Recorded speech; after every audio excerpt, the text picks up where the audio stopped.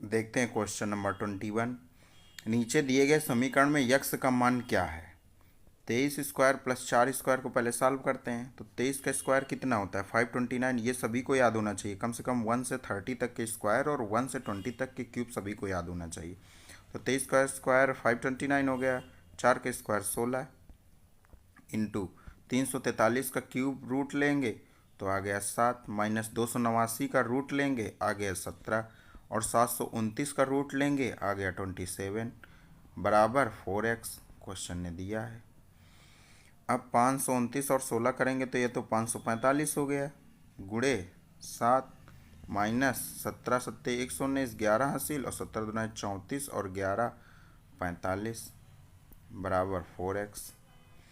7 × 35 3 हासिल, 7 चौक 28 3 31 3 हासिल और 7 × 35 और 3 38, माइनस 459, बराबर 4x। घटाते हैं, 15 में 9 गया 6, 10 में 5 गया 5 और 7 में 4 गया 3 और 3, बराबर 4x के। x की वैल्यू कितनी आ गई, 4 से भाग देंगे, चरवट 32, 1 और 5, 4 3 12, 4 नहीं 36, 839 x की वैल्यू आ गई। सी ऑप्शन करेक्ट हो गया, 21 का सी। नेक्स्ट चलते हैं। किसी संख्या को 4 5 6 7 में से किसी भी संख्या से विभाजित करने पर प्रत्येक मामले में शेष रूप में 2 बचता है। यदि वह संख्या 300 500 के बीच है तो वह संख्या क्या है। तो क्वेश्चन ने बोला संख्या कौन सी है, 4 5 6 और 7। इनका एलसीएम निकालते हैं, कितना आएगा। इसको पहले गुणनखंड कर लेते हैं, 2 × 2 हो गया, इसका 2:3 हो गया। अब एलसीएम इनका कितना हो जाएगा, 2 × 2 × 5 × 3 × 7। गुणा करते हैं, 2 दूनी 4 पंचे 20 तेईस 60 और 7 छंग 42, 420 आ गया। ये तो अपना एलसीएम आ गया, मतलब कि 420 अगर भाग दिया जाए 4 से 5 से 6 से या 7 से तो 420 कट जाएगा। लेकिन बोला है क्वेश्चन ने प्रत्येक मामले में शेष रूप में 2 बचता है, तो हम लोग 420 में 2 जोड़ दें तो कितना आ जाएगा 422। और ऑप्शन ऑप्शन में तो 422 आ रहा है, करेक्ट हो गया। क्वेश्चन ने भी बोला था 300 और 500 के बीच है, तो 300 के 500 के बीच 422 ही है। अगर मान लो क्वेश्चन ने बोला होता 800 और 900 के बीच, तो 800 900 के बीच हम लोग कैसे चले जाते, 422 गुणे 2 कर देते, 2 दूनी 4 2 दूनी 4 2 चौको 8, 844 हो जाती। लेकिन क्वेश्चन ने पूछा था केवल 300 500 के बीच में, जो अपना पहला ही नंबर आएगा 422, करेक्ट हो गया। देखते हैं क्वेश्चन नंबर 23।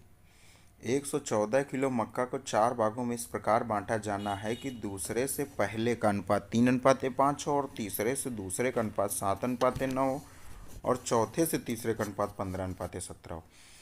तो इसकी वर्डिंग क्वेश्चन की गलत है, दूसरे से तीसरे नहीं होना चाहिए, इसमें दूसरे से जैसे पहले दिया हुआ है तो इसमें पहले से ही दूसरे हो जाना चाहिए। देखते हैं कैसे, फर्स्ट सेकंड थर्ड और फोर्थ लिखते हैं। क्वेश्चन ने बोला दूसरे से पहले, लेकिन हम लोग मानते हैं पहले से ही दूसरा, तो 3:5 हो जाएगा। और दूसरा अनुपात 7:9 दिया हुआ है और तीसरा अनुपात दिया हुआ है 15:17। कंबाइन करते हैं तो ये हो जाएगा अपना 21, यहाँ हो जाएगा 35 और यहाँ हो जाएगा 45 और यहाँ 45 हो जाएगा तो यहाँ पे हो जाएगा 17×3 = 51। ये अपने कंबाइन हो गए। कैसे कंबाइन करते हैं, इसका इसका मल्टीप्लाई करते हैं, इसका इसका मल्टीप्लाई करते हैं और इसका इसका मल्टीप्लाई करते हैं। जो ये 45 आ गया तो 15 और इस वाले 15:17 का भी हम लोगों ने कंबाइन नहीं किया था, तो 15 से 45 जाने में 3 का मल्टीप्लाई करना पड़ेगा, तो इस रेशियो में 3 का मल्टीप्लाई कर दें तो 15×3 = 45, 17×3 आ गया। अब क्वेश्चन ने बोला है पहले और तीसरे भाग की मात्रा का अंतर क्या है। पहले और तीसरे पे चेक करते हैं कितने का अंतर गया, 5 में गया 4 और 4 में 2 गया 2, 24 का अंतर है। लेकिन क्वेश्चन ने बोला 114 किलो मक्का है, तो टोटल 114 बोला है, तो हम लोग अपने अनुपात से टोटल करते हैं। 1 5 1 6 6 5 11 1 12 1 हासिल, 5 1 6 6 4 10 10 3 13 2 15, 152 की वैल्यू क्वेश्चन ने 114 दी है। कैंसिल करते हैं, 4 से 4 छंग 24, 4 3 12 चरवट 32, फिर 2 से काटते हैं, 2 से 2 तैया 6 और 2 से 19, 19 पंचे 95, 19 छक्का 114 तो 36 18, 18 करेक्ट आंसर आ गया, ऑप्शन नंबर सी। तो इसकी वर्डिंग गलत थी, इसमें दूसरे से पहले नहीं होना चाहिए, इसमें पहले से दूसरे होना चाहिए। हालांकि ये क्वेश्चन हूबहू 2017 यूपीएसआई में पूछा जा चुका है, लेकिन इसकी वर्डिंग गलत है। देखते हैं 24 नंबर। अमर 6 दिनों में एक काम को पूरा करता है, लेकिन अगर वह प्रेम के साथ काम करता है तो वह काम 2 दिनों में समाप्त हो जाता है। तो काम खत्म करने के लिए अकेले प्रेम कितने दिन लेगा? अमर काम को 6 दिनों में पूरा करता है, लेकिन अमर और अगर प्रेम मिल के काम करें तो कितने दिनों में काम कर लेंगे? 2 दिन में। तो इनका एलसीएम लेते हैं, आ गया 12 या 6 ही रखते हैं। 6 से 1 आ गया, 2 त्रिका 6। तो मतलब ए की एफिशिएंसी अमर की अकेले की 1 आ गई और ए प्लस पी प्रेम की 3 आ गई। तो प्रेम की केवल कितनी आ गई? 3 में 1 घटाएंगे 2। तो काम खत्म करने के लिए प्रेम अकेले कितने दिन लेगा? टोटल काम अपना 6 था, प्रेम की एफिशिएंसी दक्षता कितनी है? 2। 6/2 3। 3 करेक्ट आंसर डी, 24 का डी हो गया। नेक्स्ट 25। एक ट्रेन अपनी यात्रा के पहले 10 घंटे 24 किलोमीटर प्रति घंटा की रफ्तार से तय करती है तथा अगले 6 घंटे 60 किलोमीटर प्रति घंटे की रफ्तार से तय करती है। ट्रेन की औसत गति क्या है? एवरेज स्पीड का फार्मूला क्या होता है? Total distance upon total time. अब हम देखते हैं टोटल डिस्टेंस निकालते हैं। एक ट्रेन अपनी यात्रा के पहले 10 घंटे में 24 किलोमीटर प्रति घंटा की, तो डिस्टेंस कितनी कवर की होगी 10 घंटे में? 24 गुणे 10 प्लस, तथा अगले 6 घंटे में 60 किलोमीटर प्रति घंटा से, तो 6 घंटे में 60 किलोमीटर प्रति घंटा से इतनी दूरी तय की होगी। तो हमारा टोटल डिस्टेंस आ गया ऊपर। अब टोटल टाइम कितना लगा? पहले 10 घंटे लगा था और बाद में 6 घंटे लगा था, डिवाइड कर दिए। तो 240 प्लस 360/16 करते हैं। 0 6 4 10 1 ऐसे 3 5 1 6 600/16 कितना आएगा? 16 ते 48, 3 आ गया पहले और 120, 16 16 सत्ते 112 और 8 जीरो बचा, 16 बचा 80, 37.5 एवरेज स्पीड आ गई kmph पे। Question number 26। किसी वृत्त की स्पर्शजा PQ की लंबाई 24 सेंटीमीटर। तो पहले वृत्त बनाते हैं और इसकी टेंजेंट स्पर्शजा बनाते हैं। ये मान लिया PQ है, स्पर्शजा यहाँ पे Q बिंदु पर टच कर रही है वृत्त को, और वृत्त के केंद्र से P तक की दूरी दी हुई है। वृत्त का केंद्र हमने मान लिया O से P तक की दूरी दी हुई है 25 सेंटीमीटर, और स्पर्शजा PQ की लंबाई दी है 24 सेंटीमीटर। अब क्वेश्चन ने बोला है कि वृत्त का व्यास कितना होगा। तो पहले हम इसकी वैल्यू, इसकी त्रिज्या की वैल्यू निकाल लें। तो 24 25 के साथ कितने का ट्रिपलेट होता है? 7 का। अब अगर 24 7 का और 25 का ट्रिपलेट होता है तो अपना व्यास कितना हो जाएगा? व्यास अपना त्रिज्या का 2 गुना होता है, तो व्यास कितना हो जाएगा? 7 दूनी 14, 14 सेंटीमीटर, सी ऑप्शन। अब हम लोगों को ट्रिपलेट याद ही होना चाहिए। 7 24 25 का जैसे ट्रिपलेट होता है, कैसे हम लोग निकालते हैं? जैसे 25 का हाइपोटेनस कितनी है? 25, कर्ण स्क्वायर बराबर लंब स्क्वायर इंटू लंब स्क्वायर प्लस आधार स्क्वायर होता है। तो 25 का स्क्वायर करेंगे 625 आ गया। अब 7 का स्क्वायर करेंगे 49 आ गया, प्लस 24 का स्क्वायर करेंगे 576 आ जाएगा। चेक करते हैं, देखना बराबर आएगा। 9 6 15 1 हासिल, 7 4 11 1 12 1 हासिल, 5 1 6। तो अपना 7 24 25 का ट्रिपलेट होता है। अगर ट्रिपलेट नहीं भी याद है तो ये अपनी 7 की वैल्यू ऐसे निकाल सकते हैं, इसको x मान लेना, तो x की वैल्यू निकल आएगी यहाँ से। ये भी हो गया अपना व्यास वाला भी। 26 नंबर 27 चलते हैं। एक समचतुर्भुज की भुजा और एक विकर्ण क्रमशः 25 एवं 40 मीटर, इसका क्षेत्रफल कितना हो गया? मान लिया ये समचतुर्भुज है अपना, ये इसके विकर्ण है। विकर्ण इसके 90 डिग्री पे कट करते हैं और आपस में बराबर भी होते हैं। तो बोला एक समचतुर्भुज की भुजा मान लिया ये वाली 25 है और इसका ये विकर्ण मान लिया 40 मीटर का, तो ये 20 मीटर का हो गया। अब इसमें भी वही लगा देते हैं, पाइथागोरस थ्योरम लगाते हैं। तो जो ये अपना कर्ण है, ये वाला 25 अपना कर्ण हो गया, 20 अपना हो गया नीचे का परपेंडिकुलर, और बेस को मान लेते हैं x। तो 25 स्क्वायर 625 बराबर 20 का square 400 plus x square, x इसको हमने मान लिया, तो एक्स स्क्वायर की वैल्यू कितनी आ गई 225, एक्स की वैल्यू कितनी आ गई 15। मतलब ये विकर्ण का जो इतना वाला पार्ट था दूसरे विकर्ण का, उसकी वैल्यू आ गई, एक्स की वैल्यू 15, इसकी भी वैल्यू 15 आ गई और इसकी भी वैल्यू 20 हो गई। क्यों? क्योंकि विकर्ण एक दूसरे को आपस में भी विभाजित करते हैं। अब इसका फार्मूला लगाते हैं, इसका क्षेत्रफल, समचतुर्भुज के क्षेत्रफल का फार्मूला क्या होता है, half d1 into d2। Half d1 की वैल्यू टोटल कितनी हो गई 20 20 40, d2 की वैल्यू टोटल कितनी हो गई 15 15 30, 2 से काटा 20, 3 दूना 600, करेक्ट आंसर आ गया 600 मीटर स्क्वायर, 27 का ए। नेक्स्ट क्वेश्चन 28 नंबर, एक आयताकार उद्यान से एक समान चौड़ाई का पथ चारों तरफ है। मान लिया आयताकार उद्यान है, इसमें चारों तरफ समान चौड़ाई का पथ है, ठीक है। उद्यान 36 मीटर लंबा है, लंबाई उसकी हमने 36 मीटर लिख ली और उसका 24 मीटर चौड़ा है, 24 मीटर चौड़ा कर लिया। और पथ द्वारा घेरा गया क्षेत्रफल 576 मीटर स्क्वायर है। मतलब ये जो है अपना शेडेड एरिया, इसकी वैल्यू 576 मीटर स्क्वायर क्वेश्चन ने दी है। तो पथ की चौड़ाई क्या है ये निकालना है। तो अपना टोटल एरिया पथ को और जो अंदर बचा गार्डन पथ के अलावा उसकी टोटल की कितनी हो जाएगी, 24 गुणे 36 एरिया टोटल का, बाहर वाले का पूरे का, और पथ का 576 क्वेश्चन ने दिया है, प्लस अंदर वाला कितना बचेगा। अगर हम इसको इतनी दूरी को यक्स लेट कर लें तो ये भी दूरी बराबर का है, यक्स हो जाएगा। तो अंदर कितना बचेगा 36 माइनस 2x लंबाई, ऐसे ही चौड़ाई 24 माइनस 2x हो जाएगी। इसकी वैल्यू कितनी हो जाएगी 36 माइनस 2x और इसकी 24 माइनस 2x, ये अंदर वाले का एरिया निकल आएगा। अब गुणा करते हैं, 4 छंग 24, 24 गुणे 36 कर लेते हैं, 4 छंग 24 2 हासिल और 4 3 12 2 14, 144, 36 दुनाई 72, कितना आ गया 4, 4 2 6, 7 1 8, 864 आ गया। अब 864 माइनस 576 बराबर हो जाएगा अपना 36 गुणे 24 करे थे, कितना आया था 864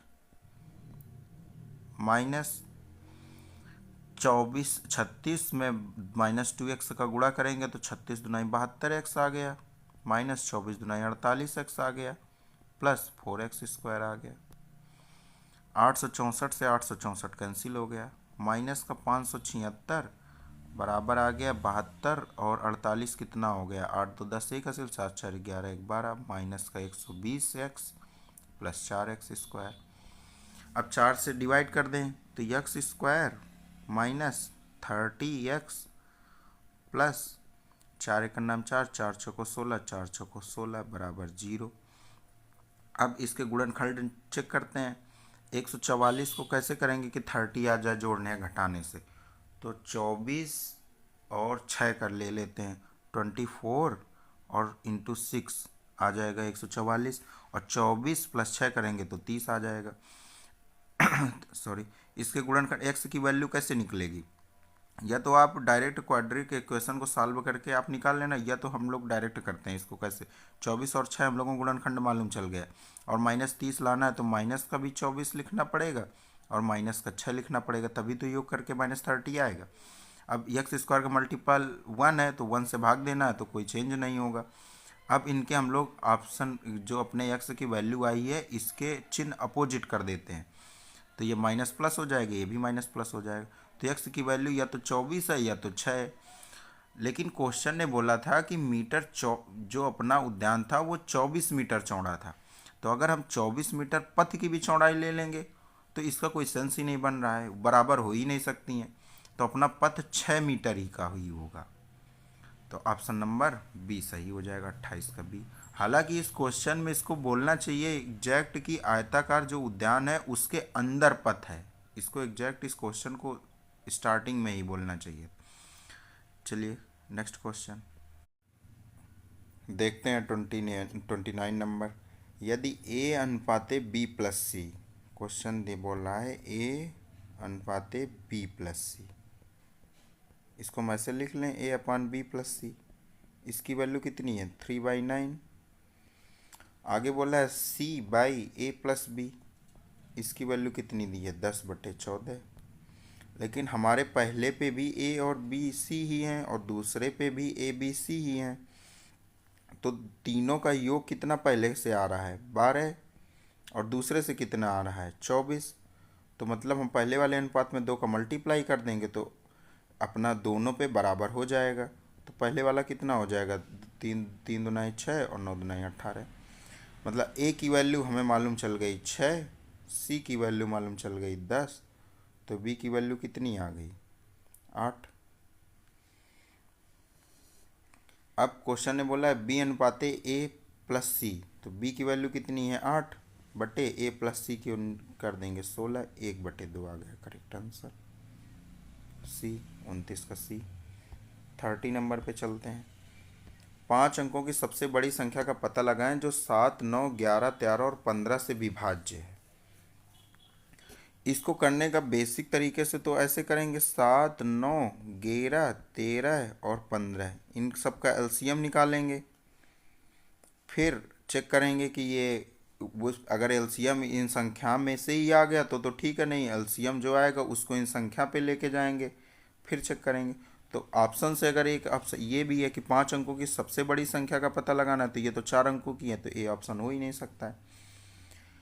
अब 15 से भाग देना है और 11 से भी भाग देना है, 9 से भी और 7 से भी। 15 से भाग देना है, 5 है लास्ट में, तो ये तो इसमें भी 5 है, इसमें भी 0 है, इसमें भी 0 है, तो ये तो 5 से कटने वाली बी सी डी तीनों है। अब अगर हम 9 से चेक करते हैं तो इसमें तो 9 और 9 है, तो ये तो 9 से कटेगी। इसको जोड़ के देखते हैं अंकों का योग, 9, 8, 4, 12, 5, 17, 9 ये तो हो ही गया, 8, 4, 12, 5, 17 ये नहीं कटेगी 9 से, तो डी बी ऑप्शन कैंसिल हो गया। अब इसको देखते हैं, 9 हो गया, 8, 2, 10, 8, 18, 35 ये भी 9 से नहीं कटेगी, ये भी कैंसिल हो गया, तो अपना केवल सी बचा। तो सॉरी, या तो हम लोग अपने बेसिक से जाएं 7, 9, 11, 13, 15 का एलसीएम निकाल लें फिर उस संख्या पे पहुंचे, या तो ऑप्शन से ही कर लें, एक एक को चेक करके ये कट रहा है कि नहीं कट रहा है, तो ऑप्शन वाला बहुत जल्दी हो जाएगा। अगर उससे नहीं आ रहा तो हम लोगों को बेसिक पता ही है, 7, 9, 11, 13, 15 का एलसीएम लेंगे कितना आएगा 7, 9 गुणे 11 गुणे 13 गुणे 15 का 3 9 के साथ चला गया तो 5 आ गया।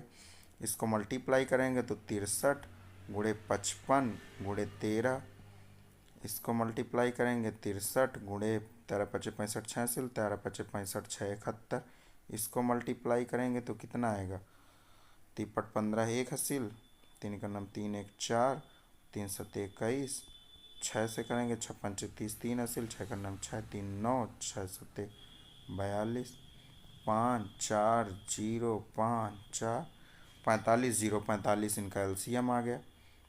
लेकिन 45 0 45 में संख्या में नहीं है, तो हम इसको दोबारा ले जाने के लिए उन संख्याओं के नज़दीक कितने 2 का मल्टीप्लाई कर दें, 45 दुना 90,000 के राउंड पहुंच जाएगी, तो 90 0 90 आ गया करेक्ट आंसर।